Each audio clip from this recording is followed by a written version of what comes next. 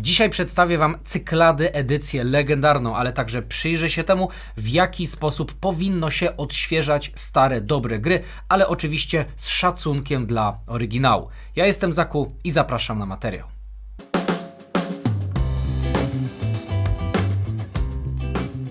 No dzień dobry. I tak jak powiedziałem, dzisiaj przyjrzymy się nowym cykladom. Jest to wersja legendarna, jest to wersja odświeżona, cyklad, czyli to, co zostało wydane wcześniej, z paroma mini dodatkami. Tutaj zostało włożone w takie jedno pudełko.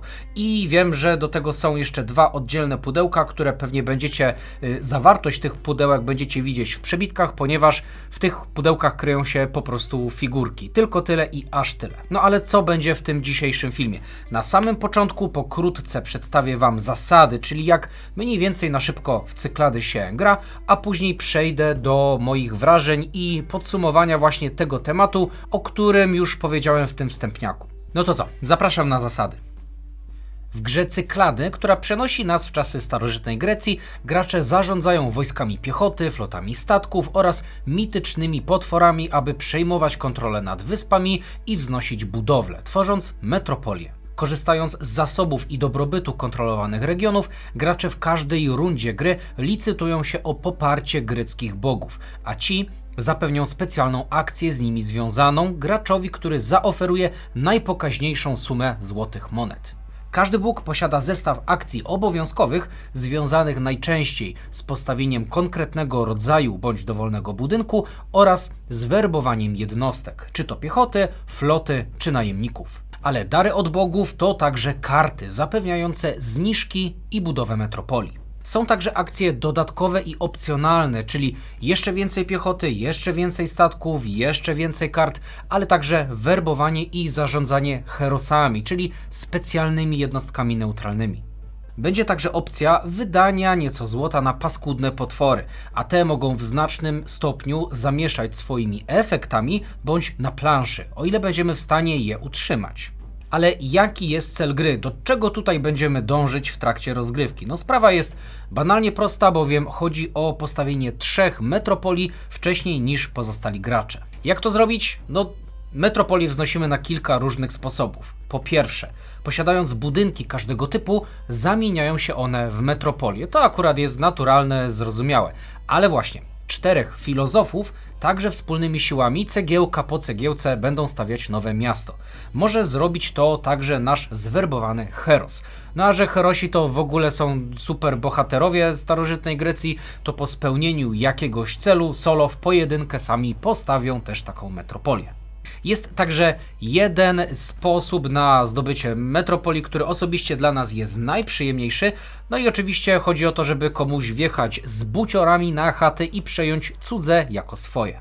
I czy w zasadach tutaj znajduje się coś jeszcze? No ogólnie to tak, budynki zapewniają przeróżne to efekty, wsparcie w walce, czy to na lądzie, czy to na morzu, zniżki na potwory, są karty kapłanek obniżają koszt boskiego poparcia w złocie, które wylicytowaliśmy, pozwalają utrzymać potwory na planszy pod naszą kontrolą. No ogólnie jest kilka jeszcze drobnych tutaj zasad, o których nie będę wspominać, ponieważ to nie ma sensu, ale uwierzcie mi, że naprawdę dużo ich więcej tutaj nie ma. No i w przechodzeniu pomiędzy cyklami dzieje się też faza zarządzania. Bogowie ze szczytu Olimpu muszą ustąpić miejsca w kolejce kolejnym, będą rotować całą grę po greckim panteonie i wiem, że tutaj jest też różnica względem poprzedniej edycji, gdzie nie mieliśmy pewności tam, którzy bogowie wylosują się nam na dany cykl, ale tak poza tym to jeszcze rynki pomocników będą się odświeżać, no a gracze będą zbierać podatki z kontrolowanych regionów, aby zaskarbiać sobie przychylność bogów i obsypywać ich złotem po raz kolejny w kolejnym cyklu. No i jak widzicie, tak, zasady tutaj są proste, widać bardzo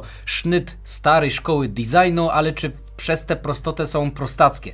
Czy gra sprawia wrażenie banalnej i przede wszystkim gorszej od młodszych, bardziej skomplikowanych, nadmuchanych komponentami konkurentów? No, wychodzi na to, że nie. Młodsi o całe 9 lat lordowie Hellady, w świecie co prawda podobnym, ale podsypanym nowoczesną pozaziemską technologią, mają dużo cech wspólnych. przychylność bogów, herosów, walkę o terytoria i pomimo tego, że my naprawdę bardzo lubimy Helasy i bardzo chętnie do nich wracamy, to tam zrozumienie przepływu całej gry było zdecydowanie dużo cięższym doświadczeniem. Więcej kroków, więcej etapów w rundzie, atrybuty herosów, misje, potwory porozsiewane po całej planszy, z którymi trzeba się mierzyć, różne efekty na kartach walki i kilka dróg na zapewnienie sobie ciepłego stołka w greckim Panteonie albo wiecznej chwały, już nie pamiętam, co tam tematycznie wiązało się ze zwycięstwem. Ale właśnie wracając do meritum, przez to ile w Helasach mamy zasad i to jak one zazębiają się, no to właśnie porównując to do takiej greckiej machiny, to wydaje mi się, że te tryby nie są idealnie spasowane. Nauka zasad nie jest intuicyjna sama z siebie, ale pomimo tego powtórzę się, że my Helasy naprawdę lubimy,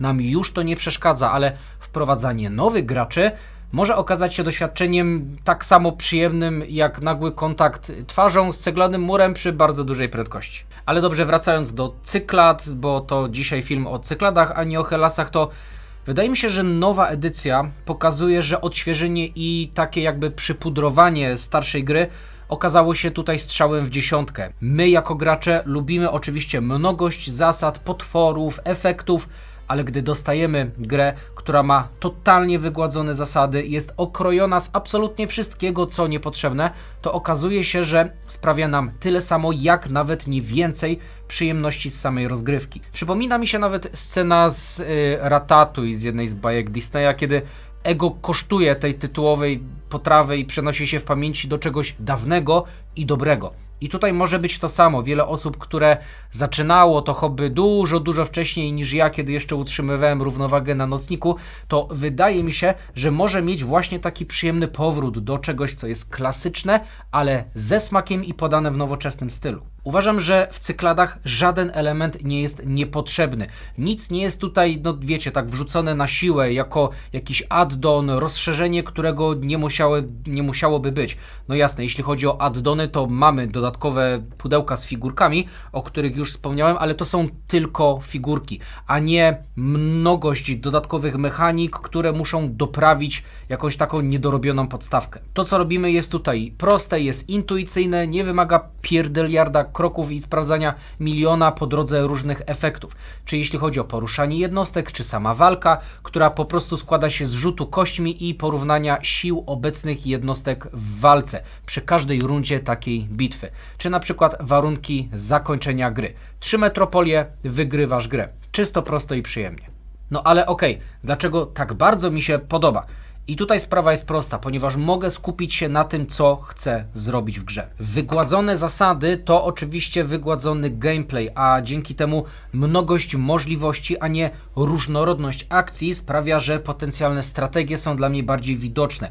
Szybciej będę tutaj wpadać na sprytny plan, w jaki sposób oszukać moich przeciwników, zabezpieczyć jakieś kluczowe miejsca na planszy, porozstawiać kilka statków w jednej rundzie i zdobyć kolejne 2 metropolie do kompletu, no i ku zaskoczeniu moich współgraczy zakończyć rozgrywkę od tak, kiedy absolutnie się tego nie spodziewali. Nawet sam mechanizm licytacji nie wydaje się tutaj niesprawiedliwy i spodobał mi się, pomimo tego, że ja naprawdę nie lubię licytacji w grach, co podnosiłem w moich filmach to już naprawdę nie raz i nie dwa. I okej.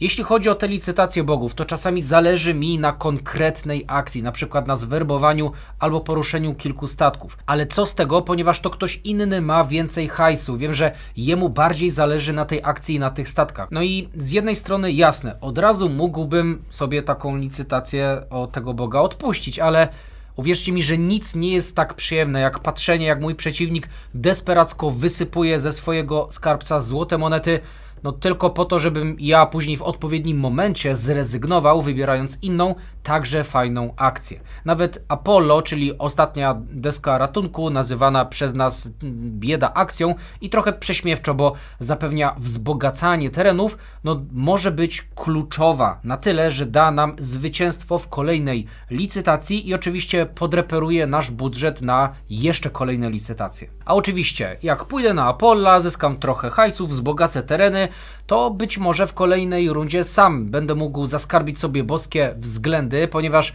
mój sąsiad po poprzedniej rundzie wyprztykał się z całego hajsu i teraz jest gołodupcem. No ale Przede wszystkim to w tej licytacji, tutaj w Cykladach, nie ma tej jednej rzeczy, która doprowadza mnie zawsze do szału w grach licytacyjnych. Czyli jest to moment, w którym nie wylicytuję nic fajnego, a i tak muszę stracić kupę hajsu, wyłącznie dlatego, że jakiś inny gracz po prostu dał, nie wiem, o jedną monetkę więcej. A już zostawiając te licytacje, to strategie, które tutaj będziemy obierać w połączeniu z tymi prostymi zasadami, o których mówiłem, no to po prostu jest złoto. Czy będziemy chcieli się zbunkrować na jakiejś dużej wyspie, będziemy farmić kasę z urodzajnych terenów, rozbudowywać obronną potęgę i powoli tworzyć swoje imperium, czy wręcz przeciwnie.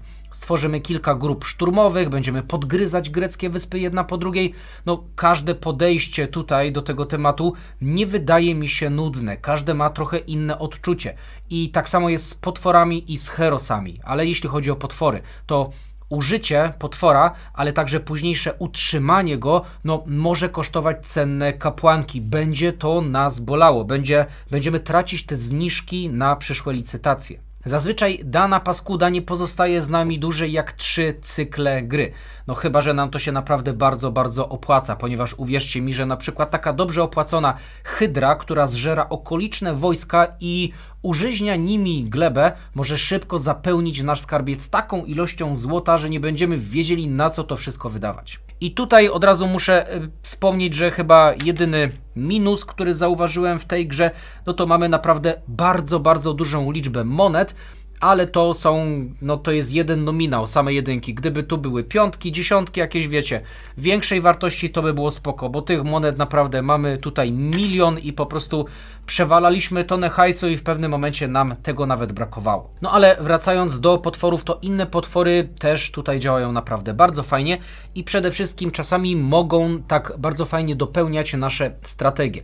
Jeśli dla przykładu obwarujemy się na jakimś skrawku mapy, a na plaży, w cudzysłowie na plaży, postawimy na warcie cyklopa, który będzie blokować okoliczne morza i dostęp do tych naszych wysp, no to wtedy czujemy, że grecka machina, którą stworzyliśmy, działa naprawdę świetnie i wszystkie jej tryby będą się pięknie zazębiać.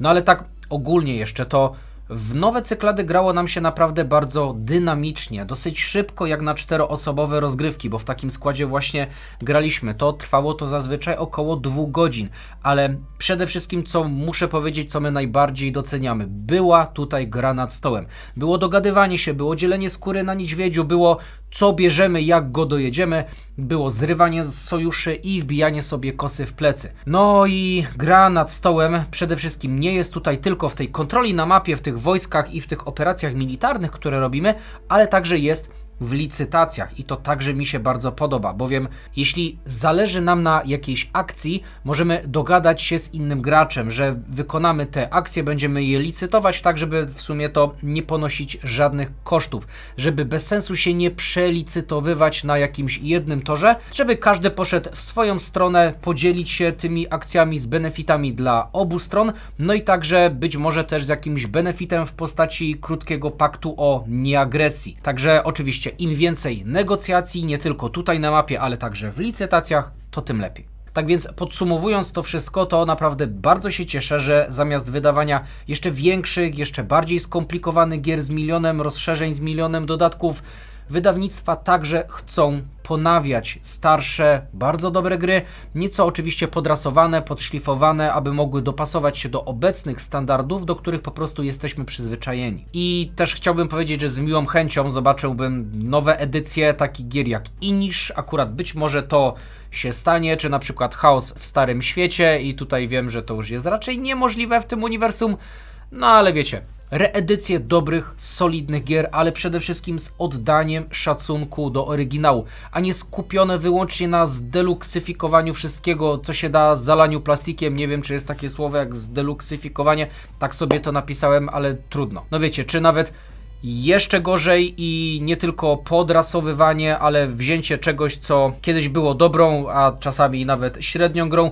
i wydanie jakiegoś krapa, takiego jak Osaczeni. I to już wtedy jest takie grube wrażenie perfumowania trupa. No i właśnie, jeśli chodzi o Cyklady, to tutaj zdecydowanie to nie jest odgrzewany kotlet, a ta prostota tych akcji, zachowanie tej prostoty akcji i rozgrywki i lekkie wygładzenie tej gry w połączeniu z mnogością strategii, decyzji i z rywalizacją sprawiają, że jest to po prostu nadal bardzo dobra gra. Oczywiście w naszym skromnym mniemaniu. No i według nas to właśnie w taki sposób gry powinny wracać jako te nowo odświeżone wersje. A jeśli chodzi o Was, to dajcie znać, czy graliście, czy lubicie stare, dobre cyklady, czy będziecie zainteresowani tą odświeżoną wersją, no ale przede wszystkim, jakie gry według Was zasługują na powrót, na takie odświeżenie, a niekiedy nawet wykopanie z grobu i reanimację. Rzucajcie swoje propozycje w komentarzach, subskrybujcie ten kanał, jeśli jeszcze tego nie robicie, a ja dziękuję, że tutaj byliście, że oglądaliście i co, widzimy się w kolejnym filmie. Jeszcze raz dzięki wielkie i do zobaczenia, hej!